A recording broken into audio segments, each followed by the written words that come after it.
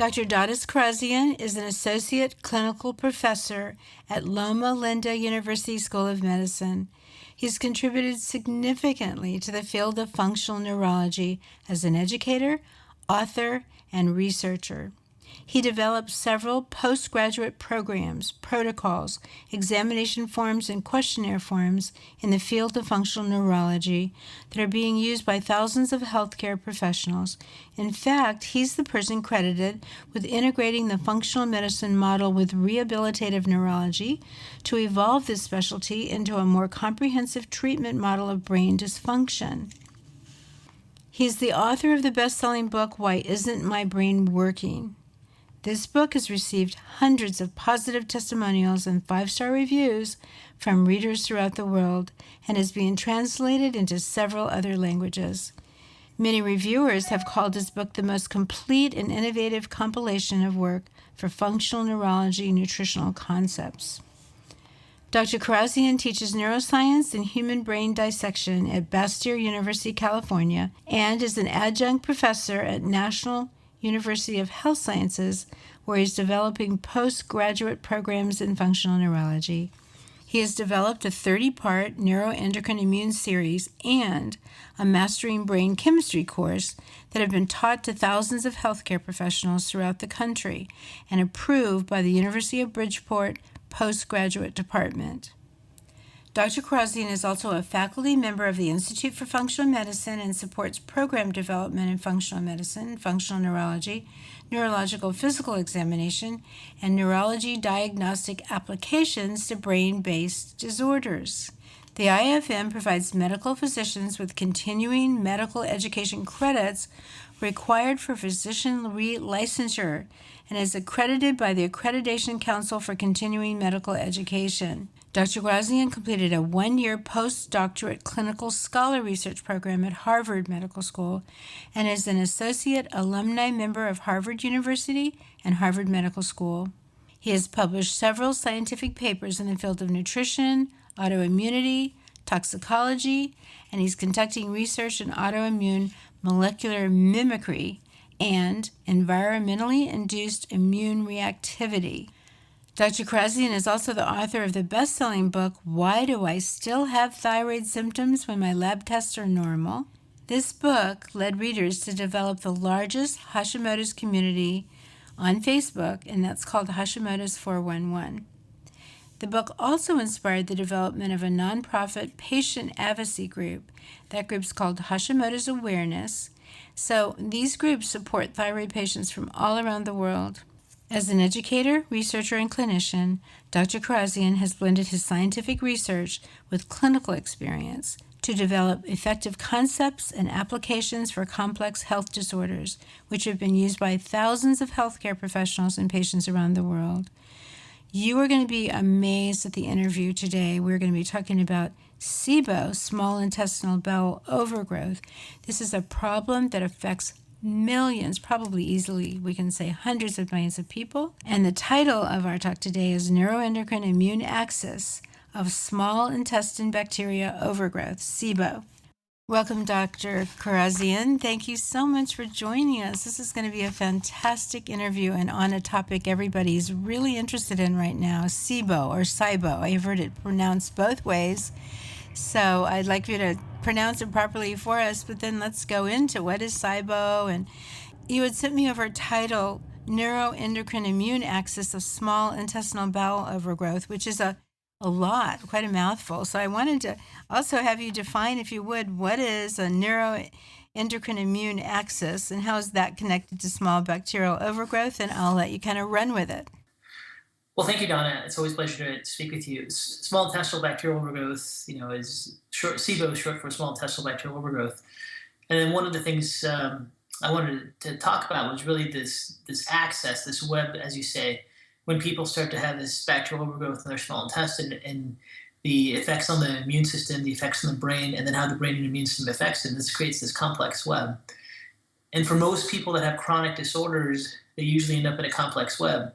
And unless they understand how this web works and how it untangles, it's very hard to really manage it. So if anyone's a listener and they notice that when they eat foods with carbohydrates or with sugars, or foods that have starches in there, or foods like fiber and beans, or even if they take probiotics and they get bloating and distension, this is the first clinical sign that someone may have small intestinal bacterial overgrowth. And what is SIBO or SIBO? Do you say SIBO? Some people say SIBO. Does it matter how you pronounce it? I've always thought it was SIBO, so I just use SIBO. But for the most part, it's basically bacteria in the small intestine, and it's not bacteria as we would think of from an infection or from some kind of inoculation. Basically, what happens is that there's a valve between the small intestine and large intestine, and bacteria that's in the large intestine moves or translocates into the small intestine. And then we have this abnormal group of bacteria that should only be in the large intestine, now in the small intestine. When people get this translocation of bacteria, or this movement of bacteria from their large intestine into their small intestine, that's called small intestinal bacterial overgrowth. So some people really think of SIBO sometimes and think, oh, I have this bacteria overgrowth in my small intestine, I have to kill it. But the issue is that you don't necessarily kill it, because we know treatment with antibiotics, whether it's pharmaceutical or natural supplements, have very poor effects long term. They can get some short term relief, but not in the long term. And the bigger issue is that why is this bacteria that's in the large intestine moving into the small intestine, right? So lots of different mechanisms can cause this abnormal translocation of large intestinal bacteria to the small intestine. But when this happens, this creates this vicious cycle that has consequences in the brain, that has consequences in the immune system, and then those types of reactions in the brain and immune system continue to perpetuate this condition, and then people are really stuck with not being able to eat any sugars or carbohydrates without getting significant symptoms, especially bloating and distension. Well, is that the only cause of SIBO? Can you get, I've thought too that you can go out to a restaurant and pick up some sort of pathogen from the food you're eating and it gets down into the small intestine and that could cause a problem too? Or is it mostly or always from translocation from the, colon up? Well, when you look at all the different mechanisms of SIBO, we know that there are some aspects of being able to neutralize the bacteria. Some of the bacteria that potentially can cause SIBO, we get exposed to all the time.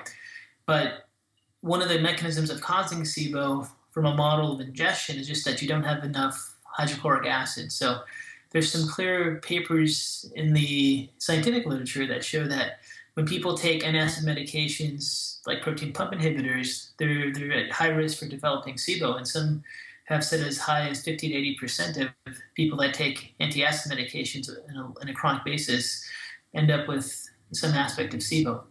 So we know that whether they're persons taking medications to shut down their stomach hydrochloric acid enzyme production, which helps neutralize bacteria in the small intestine before it goes about into the large intestine, or if for whatever reason an individual stops making enough of their own enzymes, hydrochloric acid in their stomach, that can be a cause of SIBO unrelated to just the movement of bacteria across the large to small intestine.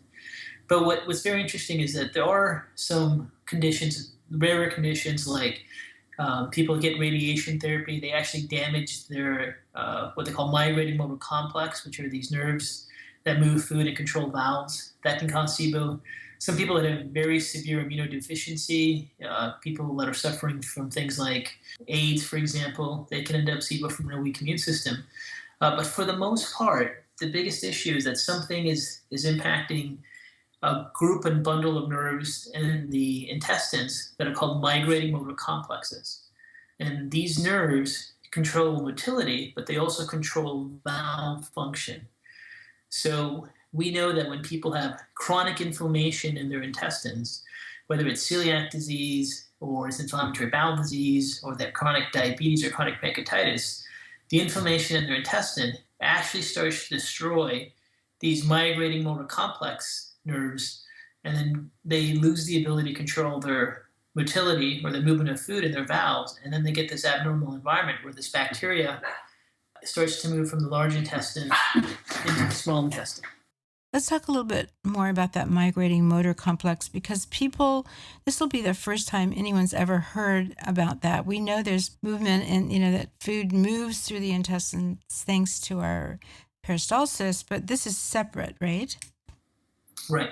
So when you look at the intestines have this brush border, which is like shag carpet, which absorbs all your nutrients.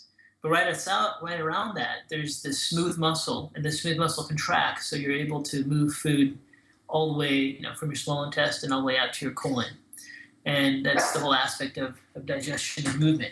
So when we look at also valve control, and this is very important. So throughout the intestines, we have different valves, but the major valve is something called the ileocecal valve. And this is the valve that separates the small intestine from the large intestine. And this valve is controlled by these migrating motor complex groups of nerves, as well as the rest of the muscles of the intestine that move food. So when these migrating motor complex areas get injured, or they're not being activated properly, then we don't have motility. We lose our ability to move food through our intestines, but we also lose control over our valve that keeps bacteria in the large intestine away from the small intestine. So what we see an underlying mechanism for small intestinal bacterial overgrowth is that people actually have some type of dysfunction to these groups of neurons. They can't control their valve and close it. So this bacteria in the large intestine moves into the small intestine. And this bacteria that's now in the small intestine is going to ferment every time it gets exposed to sugars, such as found in legumes or grains or high fructose fruits, and then they get this severe bloating and distension. Now the problem with that is once they get the bloating and distension from this bacterial fermentation that's in their small intestine that shouldn't be there, that distension opens up the ileocecal valve, the valve between the small and large intestine, even further, which allows for more bacteria to keep infiltrating into the small intestine. So this then creates a vicious cycle, especially if people are still continuing to eat foods that cause them severe distension and bloating. And this then creates a whole cascade of events that impact the brain, that impact the immune system, and people become chronically impacted by this, and they have health problems when they develop these things. It's kind of amazing that this whole condition, SIBO hasn't come up sooner because this would be very simple for bacteria to translocate up into the small intestine. The small intestine is really long, more than 20 feet. So is it just the lower part that tends to get the wrong bacteria, or even the middle of the small intestine or the upper part? Does it tend to stay down near the lower end, closest to the colon? Well, it starts closest from the colon, and then it migrates. And the more distended people get, the more potential it is to continue to migrate. But at the end of the day, we get a large amount of bacteria in the small intestine when this occurs, and this creates a whole cascade of events. And people know it when this is occurring because they just will start to have intolerance to any carbohydrates or any sugars or any probiotic and prebiotics or fiber sources, and then they just feel like they can't really eat anything.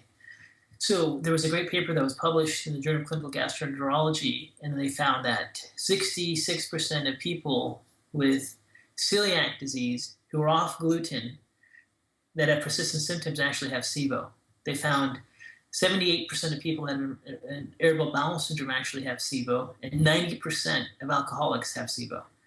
So it is quite prevalent, and it's an area that commonly people ignore. And sometimes people that have chronic inflammatory bowel disorders or irritable bowel disorders, they end up with actually this underlying mechanism of SIBO, and they have a really hard time eating, foods that they should, that are, there to promote bacteria, healthy bacteria like fibers and prebiotics and lots of vegetables like Brussels sprouts and peas and beets and onions. These are things that are very high in fructans, for example.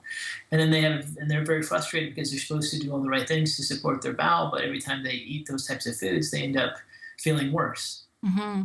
I think what you just said right now is so important. I'd like to repeat it again because people end up on these diets where they're not eating anything anymore. And then they read, well, the bacteria in my colon need prebiotics, they need certain foods, they need fiber, but I can't eat those. And so this is basically what you're saying is we're kind of in a rut here. I mean, we're stuck until we address the SIBO. Right. Well, let's talk about that then. I can already tell that you're not a big fan of antibiotics to treat that, correct? Right? Well, I think it's not that I'm a fan or not. It's just the evidence shows that when people go on the antibiotics, that they have almost 100% recurrence. They do give patients relief. So antibiotic therapy does give a relief in symptoms for about three weeks to 3 months for some individuals, but it's 100% recurrence rate with people that have chronic SIBO. But one of the things that happens though is when people end up with SIBO is once they learn about it, they go on the diet for, which is the FODMAP diet, FODMAP from Monash University. But when they go on this diet, they do have a lot of food restrictions. And the food restrictions in SIBO end up allowing them to not have as much prebiotic foods.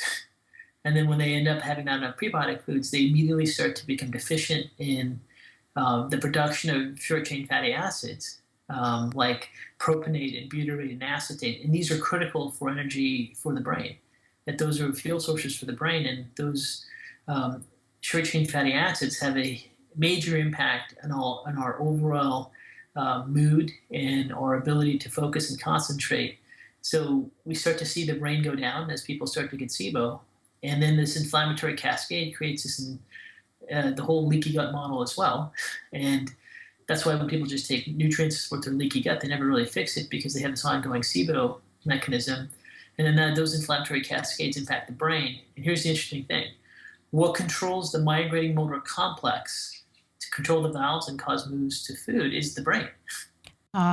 Okay, let's go there next then, and we will come back to treatment at the end because this is important, and this is actually the title, the neuroendocrine immune axis of small intestinal bowel overgrowth. This is where the brain comes in, so let's go there. Right, so as people develop the small intestinal bacterial overgrowth, several things happen that have a direct impact on the brain. And remember that, once again, the brain is important because these migrating motor bundles of nerves in the gut are not controlled by the gut. They're controlled by the brain, and specifically the vagal nuclei in the brainstem. So when the brain is not efficient firing into these centers, then you don't have as much motility and you lose valve control. So if I can kind of create this first vicious cycle, here's what happens. People have something impact their migrating motor complex, and those bundle of nerves become less efficient. The valve between the small intestine and the large intestine becomes dysfunctional. Bacteria translocates into the small intestine. As we have these new species of bacteria in the small intestine, they're very sensitive to any types of foods with sugars and carbohydrates and things like fibers and prebiotics and galactans and fructans. And then as they eat those foods, they get gas formation. And then that gas formation causes distension, which opens up their valve even further, which then allows more abnormal bacteria to translocate into the small intestine. At some point, when individuals actually figure out that they can't eat those foods and they avoid them, and they start to restrict their fiber-rich foods in their diet, they actually start to make less short-chain fatty acids. So as we eat fiber, the byproduct of that by healthy bacteria in our large intestine is the short-chain fatty acids. But when people have these bacterial species abnormal in their small intestine, they avoid those foods because they cause distension. So as they get these short-chain fatty acid deficiencies, they lose the fuel source to the brain from the gut. It's a direct fuel source from the brain to the gut. And the SIBO pattern creates this inflammatory cascade in the brain. And the net effect of all these things is that brain function goes down, and then we also get this brain-gut axis vicious cycle starting because the integrity of how much valve control and migrating motor complex control you have is dictated by the health and frequency of firing of the brain. So that's the first vicious cycle. You get SIBO, you get a bad brain. The bad brain causes you to have persistent imbalances in your valve control and migrating motor complex. And then individuals that have this, they continue to have food restrictions. They are very frustrated what to do, and they don't know how to really get out of it. So you know that question, which comes first, the chicken or the egg? Well, in this case, which comes first, the gut or the brain? Like, does the SIBO start and then that affects the brain, or the brain is already not working right? Brain fatigue, you talk about that in your fantastic book. I love the way you explain that a lot of people aren't suffering from adrenal fatigue at all. They're actually suffering from brain fatigue. Right. Does the SIBO come first? Well, SIBO can come from either one first, but once you get one, you eventually get the other. Okay. So we know, for example, the most common population of people that develop SIBO is seniors. So as people get older and they get more neurodegenerative changes, the neurodegenerative changes not only take place in their brain, but they also take place in their gut. So they start to have this degenerative changes taking place in their nerve bundles in their gut, but also in their brain. And as their vagus nerve starts to get compromised, they get this whole SIBO response. We know that people that have children that have developmental delays, whether children suffering from ADHD or from autism, we know that their brain isn't firing as well as it should. There's lack of development there, and they get less activation to this vagal area of their brain, and they can end up with SIBO-like symptoms. We also know that it happens suddenly and immediately with people that get traumatic brain injuries. They start to have these intolerance to carbohydrates and foods. So we know if the brain is failing, if the brain is degenerating, that people can end up with losing their brain-gut access. And the common aspect of losing your brain-gut access is you lose activity to the bundle of nerves in the gut that control valves and move foods. So it's very common for people that lose their brain function to end up with SIBO. Well, this would even be true for brain injuries, like a football player or a soldier or a kid falling out of a tree somewhere. That anything happening, a car accident, anything happening to your brain, is going to definitely impact your gut. Right. So the literature is now popping up with many papers that are now showing that after traumatic brain injury, that people immediately develop things like intestinal permeability, but there are also new papers being published where they show as soon as the brain gets injured within the first 2 hours that you lose intestinal contractibility. And this intestinal contractibility is exactly the underlying mechanism of SIBO. So people that have damaged their brains may end up with this small intestinal bacterial overgrowth. And also note that this ends up then leading to intestinal permeability and leaky gut, and people start reacting to the most common reactive foods like gluten and milk proteins and egg and soy and GMO foods. And now they're really frustrated because they truly feel like they can't eat anything. So they stop eating things, and then they get in this loss of what they call oral tolerance, which means that their immune system starts to react to everything on their own, and now they're really stuck in this vicious cycle, and then this can lead into things like autoimmune diseases and chronic inflammatory disorders. So it is serious. So your brain can get impacted first and then lead into this whole cascade. So that's one side of it. But to answer your question, if the chicken or the egg comes first, it can happen the other way around also. You could have an inflammatory disease of your gut for whatever the reason is, maybe an undiagnosed celiac disease or an inflammatory bowel disease. Those inflammatory mechanisms in the gut have direct consequences in the brain. So right now, there's multiple papers in the literature where they show that when people have chronic inflammatory bowel disease, that they find very high and statistically significant changes compared to normal people without inflammatory bowel disease of brain demyelination. So there's multiple MRI research studies where people that have inflammatory bowel disease start to have inflammatory changes in their brain. So we know that inflammation in the gut activates the inflammatory cascade in the brain through these glial cells, and we get this gut on fire, brain on fire. So it doesn't matter if it starts in the gut first, it doesn't matter if it starts in the brain first, but at the end of the day, it's going to impact both of them. And that's why just sticking with a restricted diet alone isn't going to be enough to get out of this. I mean, it may decrease the bloating and some of the symptoms, but it's more complex than that, as you can see.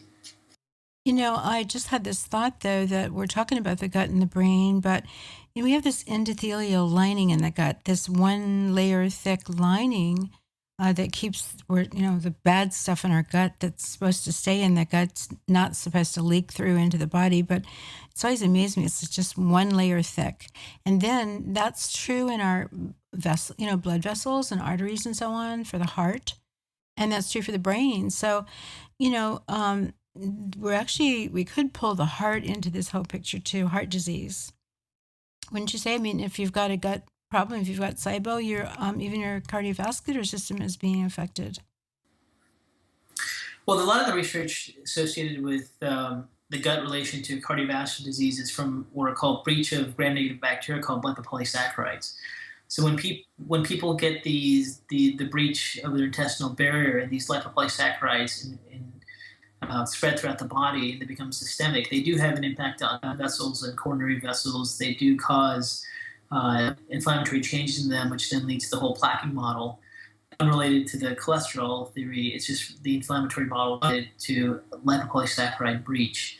But yeah, I mean this whole cascade, and once you start to have this abnormal bacterial species in the gut, and once the brain-gut axis gets compromised, and you get into this vicious cycle of gut inflammation, brain inflammation, breach of the tight junctions, and then you get that lipopolysaccharide breach throughout the body.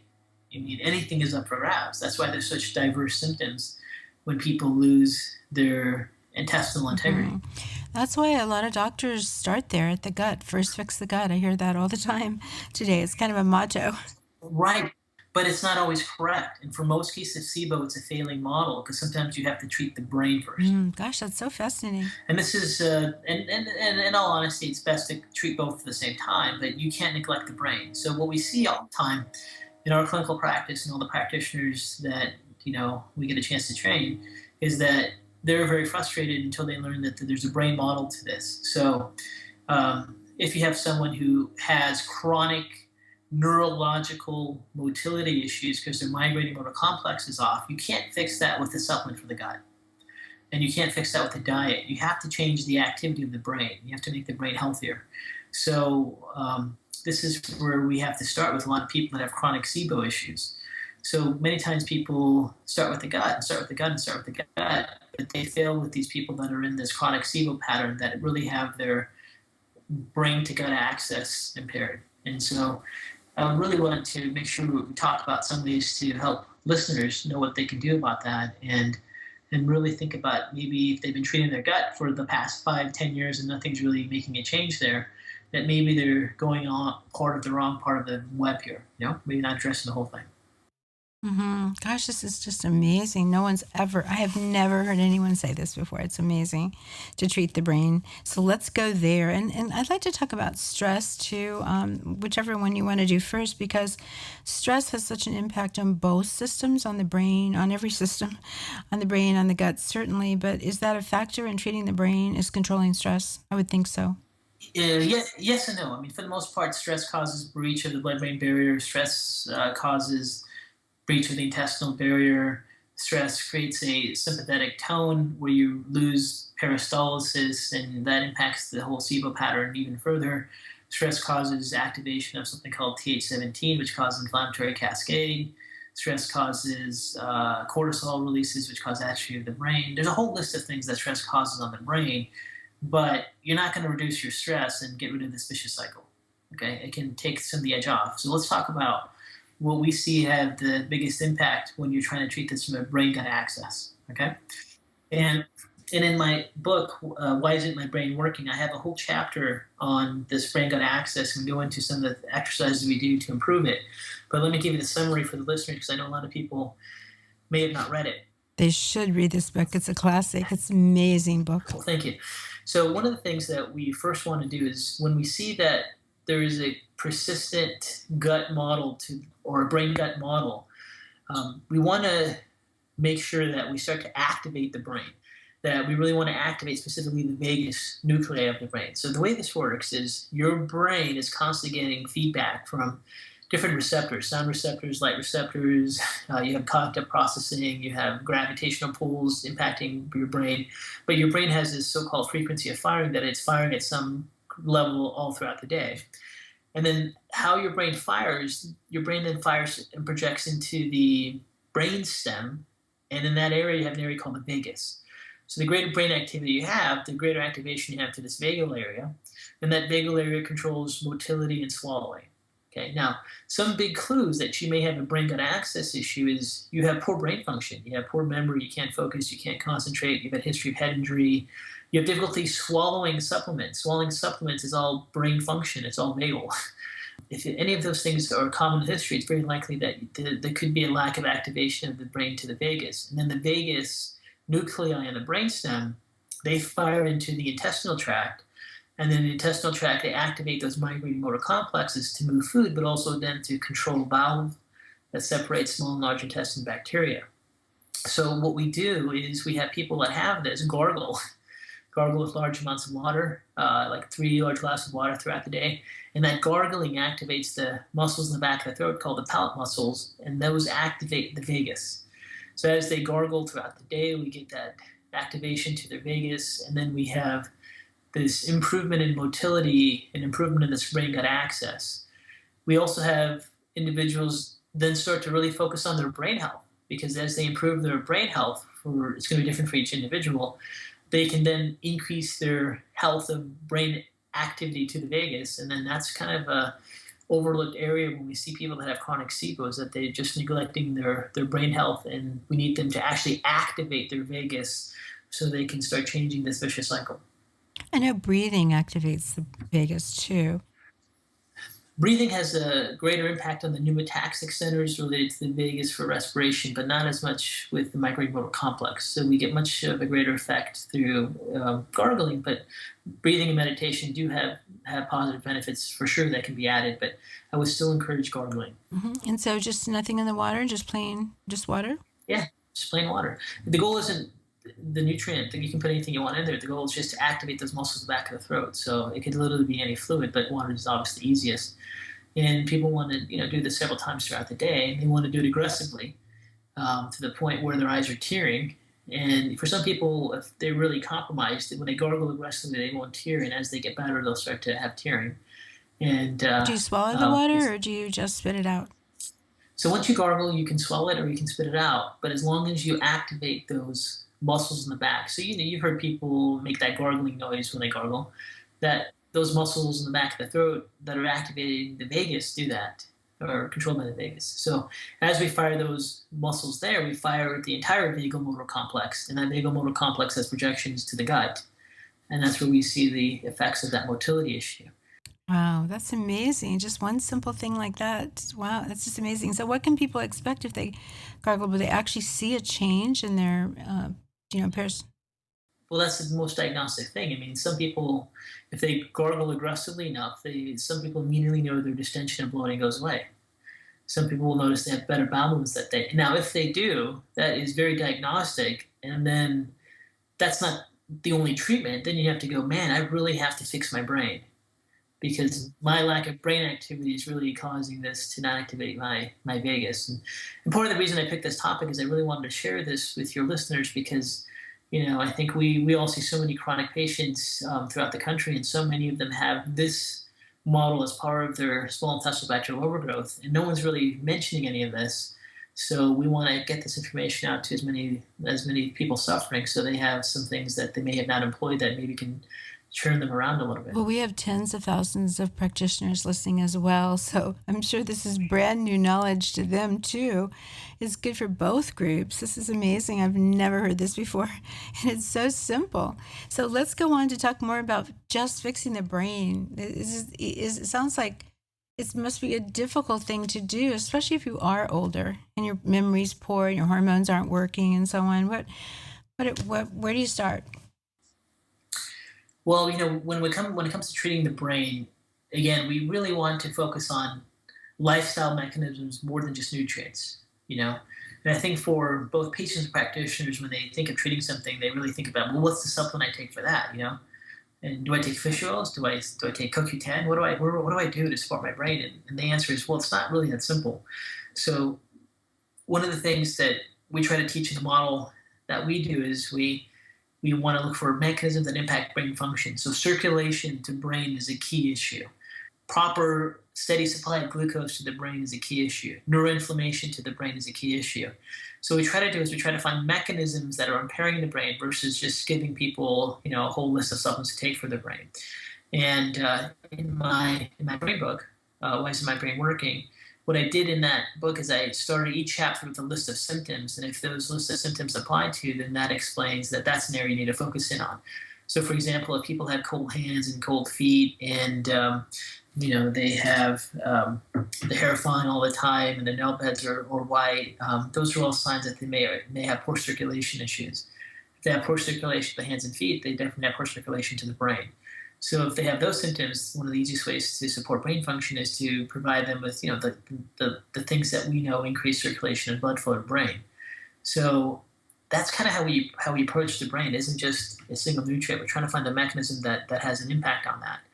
So the thing is, we try to create this. I try to create this model of sharing this to readers in my brain book. And one of the things that happened is that a lot of patients read the book and they really had some difficulty knowing where to start because there was a lot to take in. So recently we put together this 6-week course called Save Your Brain, the 6-week rescue plan. And we launch it throughout the year, and it allows us to have people have video instruction and a workbook, and we kind of take them through the fundamental steps to treat their brain, addressing the most fundamental mechanisms first. And so far we've launched it. We've had a lot of great reviews, and a lot of people that were stuck not knowing where to start really seem to find some direction. And this course is for people, everybody, practitioners, regular people.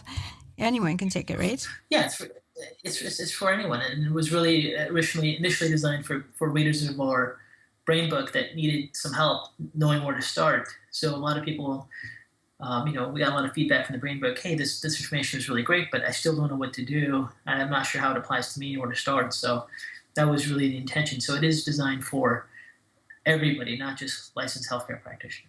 And to get onto that course, what do we do?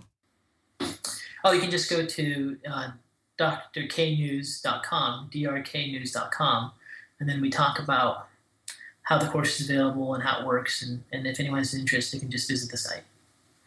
And that's NEWS, Dr. K, DRKNEWS.com? Yes, that's it. Okay, great. Now, can we go more into treating the brain? Because everybody's dying to know. Okay, so when you look at the brain, there's mechanisms that degenerate the brain, and there's nutrients and things that you can do to support the brain. But one of the most neglected areas that people forget about activation to brain. So activation to brain is different than taking a supplement for brain. Activation with brain means you actually fire a group of neurons, and you can't do that with supplements. So you can't also build plasticity with supplements. This is where nerves connect to each other. So one of the things that we want people to understand is that you actually have to activate your brain and use your brain when it's down so you can make it healthier. Now, simple model of this would be, for example, you completely neglected calculations and numbers and math, and your math skills have gone down.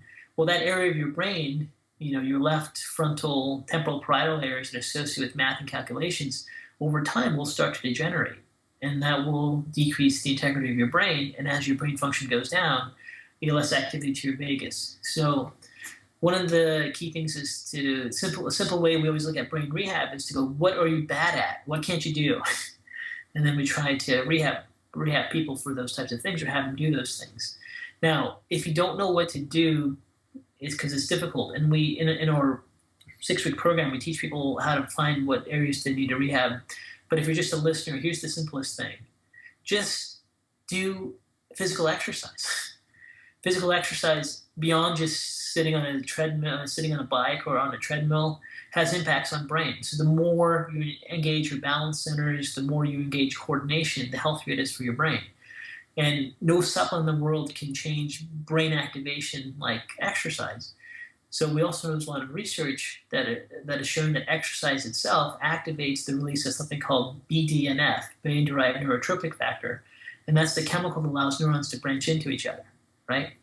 So here's the key concept with like making your brain healthy. If you're a listener and trying to figure out what you can take away from this interview, whatever you're bad at, whatever you don't like, that's an aspect of brain function, whether it's calculations, whether it's directions, whether it's remembering people's names, whether it's your balance and your coordination, is the direct reflection of your integrity in those centers of your brain. So whatever you're bad at, start to do more of.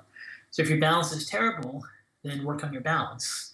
If you can't remember phone numbers anymore, start trying to memorize phone numbers.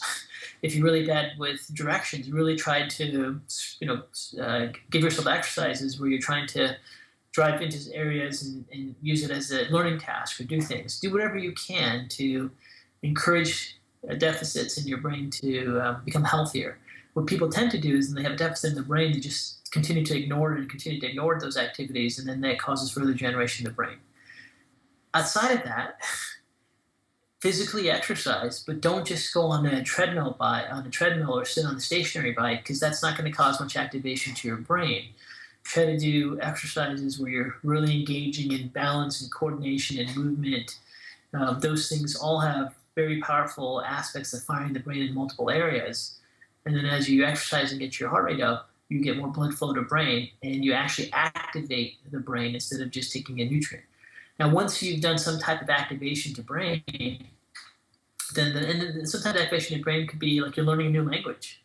You know, that could be an aspect of it. Once you've done those things, then you want to go in there and nutritionally support your brain with, all the various types of nutrients that may be specific for you. And there's a long list depending on what your goal is. But there's a nutritional aspect to supporting the brain, and then there's the actual activation aspect of supporting the brain, and both are critical to improve brain function. So something as simple as yoga could be good because you've got to do balance and coordination. And some people don't feel very well, so it's hard to get them to exercise. I know, and that's one of the issues with brain too. As the brain becomes unhealthy, the areas that are degenerating are the quickest to fatigue. So if you really have problem with balance, the minute you do yoga, you may totally crash and then feel awful the next day because you couldn't handle an hour yoga session. Just tends to be a lot of these classes tend to be done hourly. But for someone who's got, let's say, degeneration of the vestibular or cerebellar areas to control balance, if they try to go an hour into an hour class, even though that's a therapy they need, it could be so fatiguing for them because the area of the brain is unhealthy there, and then they may just crash and feel like they don't need to do that, right? For someone who really has difficulty with word recall and names, they may try to learn a foreign language to activate those areas of their brain, but within first 20 minutes of a class, they may totally exhaust themselves. So there is some difficulty for people to get started when they're trying to activate their brain and do things, but they just need to have some consciousness of that. Yeah, and this is really just what you just said is so important for people as they're aging. They tend not to go to a yoga class because they see all these really beautiful young men and women taking yoga and they can't keep up with them. They don't have the balance, and so they're not going to go there and be embarrassed. But a yoga instructor could understand, and other people participating in the class could understand that this person is doing something pretty extraordinary, stepping out, going to the yoga class, and starting to build back up again. This is great. I hope there's some yoga instructors listening to our talk. Right, and people can get videos these days and download stuff and do it in private for their own home. That's true. As long, yeah. But at the end of the day, it doesn't always have to be yoga. Sometimes, so yoga would be very specific to activating the brain in areas of the brain where you have balance issues, right? So if you have to hold on to handrails when you walk, if you're walking and you feel unsteady at times, if you get some occasional dizzy spells or vertigo, that means those areas of your brain are in big trouble, and something like yoga would be very helpful. But for other people, it's not really that. It's really they just can't remember names of people anymore. They can't remember things anymore. Whether it's stories or things they've done in the past, and those people really need to activate areas of their memory centers. So there's a lot of different apps that test your memory. Even Lumosity, which is publicly TV commercials being advertised, that has a lot of different brain exercises that can help people too. So. If your brain's in trouble, you really want to do some things to activate it. I mean, simply doing something like exercise, yoga, and even doing very basic stuff like different brain apps that you can download, or just signing up with things like Lumosity can all be things that really help activate the brain. And so many people, I think, that are involved with these types of forums are in the world of health and nutrition, and they spend way too much time focusing on the supplements instead of the activation part of it when it comes to brain. Supplements are so expensive, and these things we're talking about, like an app, downloading an app, that's a fantastic idea. Thank you for that. Sure. Well, could we talk about the nutritional aspect of supporting the brain, though? Like, what foods best support the brain? Well, when you look at supporting the brain, one of the things that we really understand is that it's very simple. Things that are inflammatory are very devastating to the brain, and that things that are inflammatory could be obviously inflammatory foods like fried food and partially hydrogenated fats, and I think everyone knows that. But we also know that foods that are healthy for them can also be inflammatory to the brain if they have immune reactions to them. So anything that a person has an inflammatory reaction to is actually devastating to brain. So the first thing we want to do is remove triggers that are inflammatory. Now, the things that support the brain, I mean, there's just such a long list of them. the most common, most published is obviously going to be fish oils. There's a lot of research showing just simply taking fish oils is very beneficial for brain.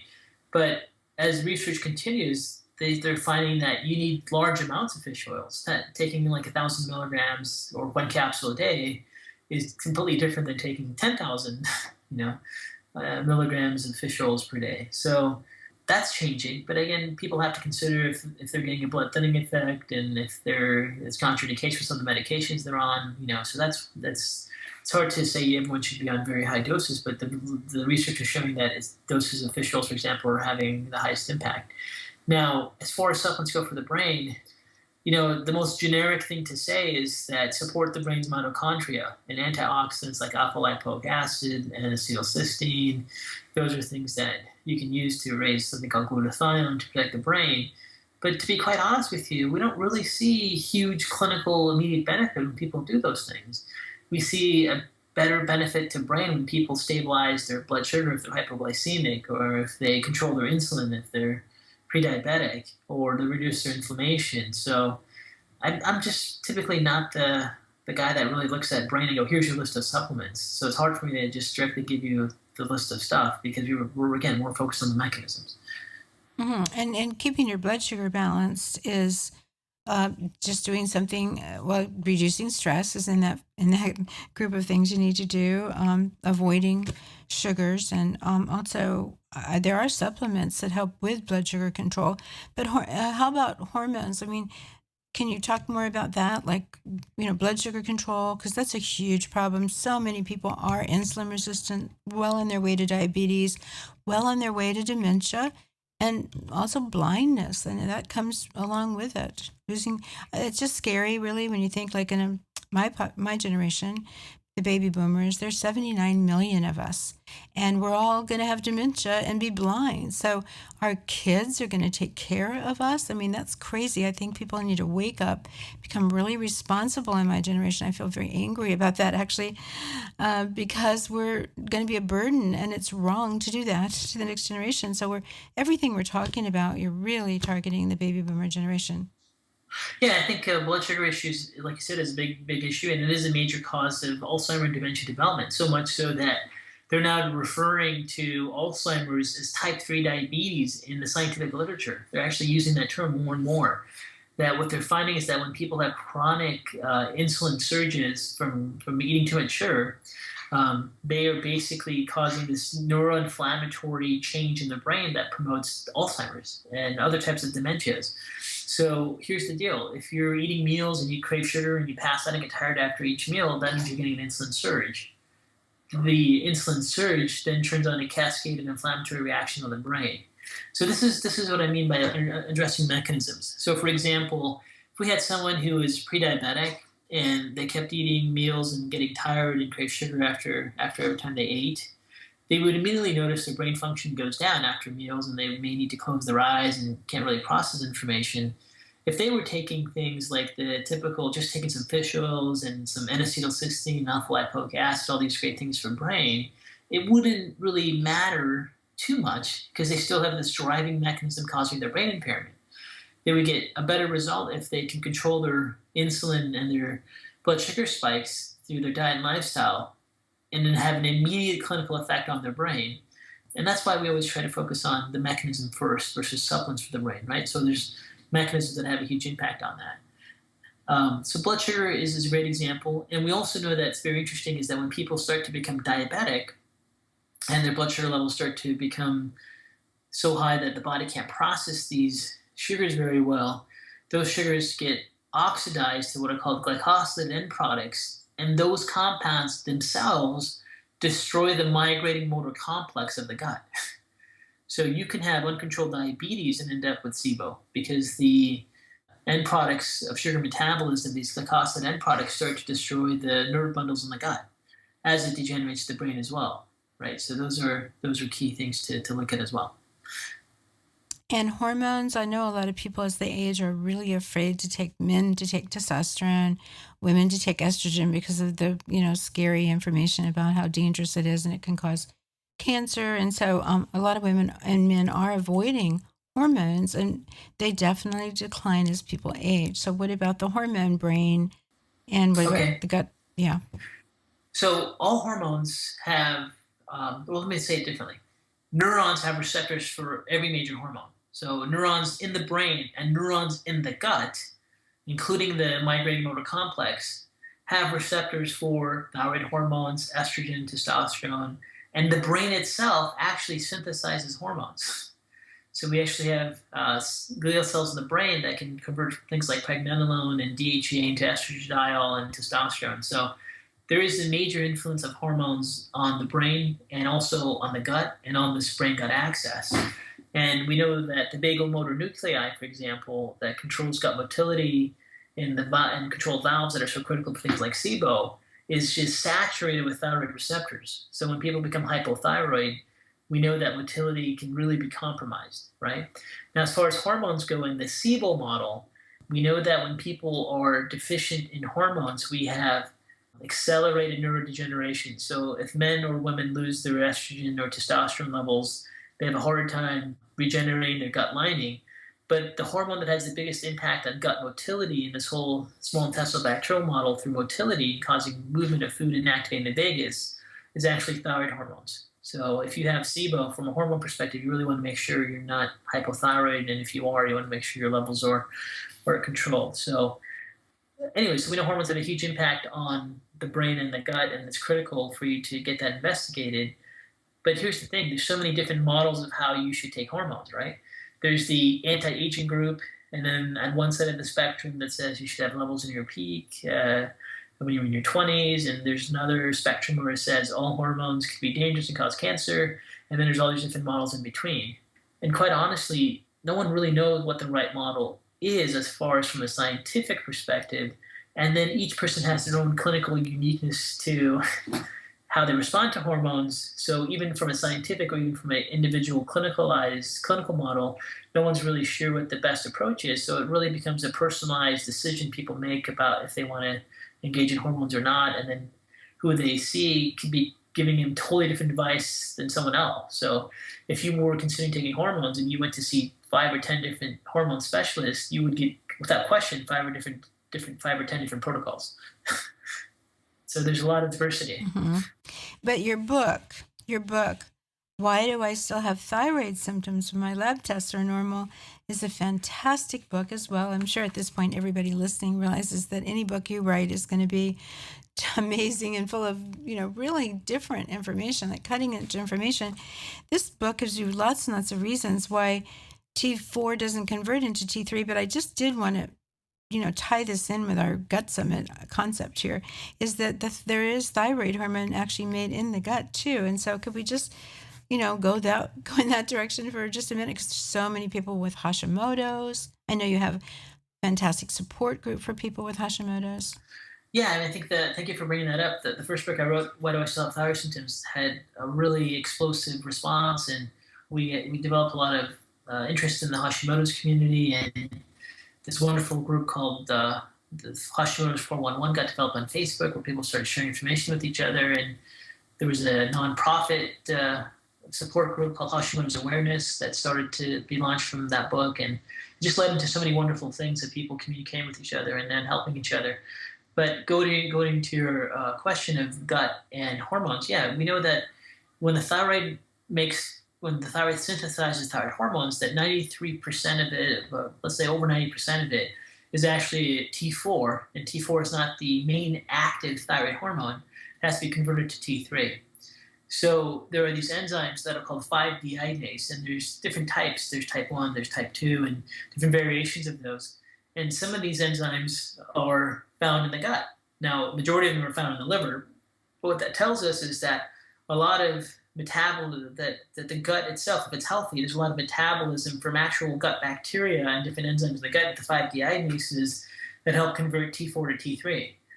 So we know that when people have potentially dysbiosis, or they have such an inflammatory cascade where their 5-deiodinase enzymes in their gut are being impacted, they may have some inefficiency actually metabolizing the thyroid hormones, even though the thyroid gland may be perfectly fine when it gets to the gut level. So you have to have a healthy brain and a healthy gut to have a healthy thyroid. Right. I mean, they're all interrelated, and I think for a person who, as a practitioner, working only with chronic individuals, and I think I have 200 seminars a year taught with my model of trying to teach how we work with chronic patients to healthcare practitioners, and we get feedback from all of them. But we've been doing that for about 15 years now, so we have lots of feedback, and we know that when it comes to treating chronic patients, it's really about figuring out how to unwind the web. And that's why I was trying to say it doesn't always start with the gut. Sometimes it may start with the brain. Sometimes it may start with the thyroid, right? And that's kind of, hopefully I can have that takeaway as part of my interview here is that a lot of things can be happening in other areas that impact the gut. So as an individual that's going through a lot of stuff, if you've pretty much restricted all your foods, you're eating fantastic, and you still have persistent gut issues, you could have other mechanisms causing it that are not gut based, such as, for example, hypothyroidism, such as hormone deficiency, such as brain to gut access disorders, and it's not always another food that you haven't missed that you need to avoid. It's not always another infection that you need to find and try to treat. Sometimes it could just be things that impact your gut physiology, whether it's hormones, whether it's activation of your vagus. These things can all have an impact in your overall gastrointestinal function. And thus traditional medicine, the way doctors are trained and tend to specialize, you go to your gut doctor, you go to your brain doctor, you go, to your blood sugar doctor. Nobody puts it all together unless they're trained in functional medicine. And that's what's beautiful about, like, for example, every single person that I've interviewed for our summit here are all functional medicine experts. And, I know you train doctors. Could you talk about that program too? What are you doing to train doctors so the healthcare practitioners listening can have access to this information because it's priceless? Well, thank you for saying that. Well, I teach seminars on functional medicine models relating to the thyroid and gut through a company called Apex Seminars. So like people go to apexseminars.com, and we have all these seminars we teach to healthcare professionals for continuing education. And then we also developed a 400-hour program on neurology for people that are interested in learning more about how to rehab the brain, how to evaluate the brain, and that's at functionalneurologyseminars.com. That's for practitioners too, right? Is that more over? Yeah, so apexseminars.com and functional neurology seminars are for practitioners. But the one-to-one course we have at Dr. K News to Save Your Brain 6-week course is for everybody. Readers of my brain book, individuals that want find ways to help them. Now, what I really think is happening is we're at the point where patients have to end up being their own doctors. That quite honestly, when someone goes and sees a physician or someone goes to see an alternative healthcare practitioner, they may not know enough about the patient's symptom as the patient does. And working with chronic patients, I've seen the ones who actually get better are the ones who are very active in their case. And those people are probably people that are listening to summits like yours. That's the next level. Yeah. Mm-hmm. I know the summit model, which sprang up really thanks to Tom O'Brien, who's also one of our guests in the summit. It's been amazing for people. I don't know of any place you can go to and listen to experts and, get this overall sense of what you need to do and then fine tune it. You can go like Study With You, for example. Tom has a program too for gluten. All of us do. And people do have to do that. And, I think, at this point, it's probably they're feeling overwhelmed, and they think, oh my gosh, I can't master this. I don't have the time for this. And it's beyond my skills. My brain maybe won't grasp all this and make sense of it. But, I know when I started into some of the programs at IFM or especially A4M, I did the Advanced Fellowship Program. I sat in those classes in the beginning. I was overwhelmed. But, you sit there and you just hang out with it and you keep adding, and someday it all starts weaving together and it all makes a whole lot of sense. So I hope people don't, at this point, feel overwhelmed. And these summits are amazingly affordable for the information. You can't hear an expert like Dr. Kharrazian and give out this information only one time. This is an interview that you need to listen to 2, 3, 4 times. Share it with your friends.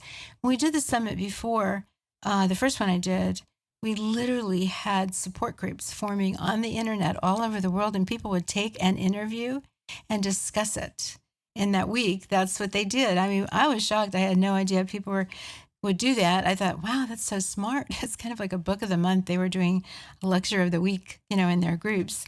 But that's a great way to learn. And so this kind of information is priceless. It really is. And the information you're sharing here is amazing because nobody's tying it. I'm pretty involved in the SIBO world and, who's saying what and all the confusion, all the frustration. I mean, people are so frustrated because just like you said, they're treating with antibiotics and there's a constant reoccurrence and they're on these limited diets and, avoiding foods that you're right are good for the bacteria in the colon, but they can't eat those. So they're really in a rut. And then you come along with this brand new insight about treating the brain. It's like amazing. Thank you for this.